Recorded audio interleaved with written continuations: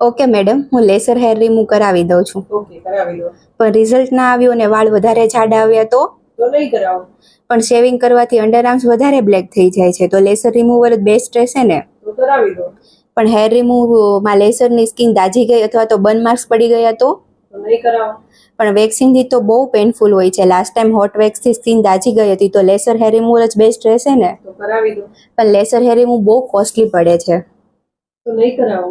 પણ મેં કેલ્ક્યુલેટ કર્યું છે, તેમાં ઓવરઓલ વેક્સિંગ પણ કોસ્ટલી જ પડે છે, તો લેસર હેર રિમૂવલ જ સારું પડશે ને? તો કરાવી દો. પણ બિકિનીમાં લેસર હેર રિમૂવ પ્રેગ્નન્સી પછી જ થશે ને?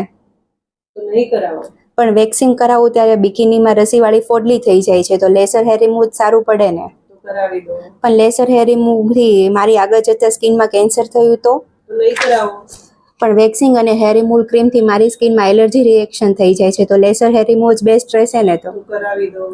ઓકે, તો હું મારા બોયફ્રેન્ડને પૂછીને કહીશ તમને.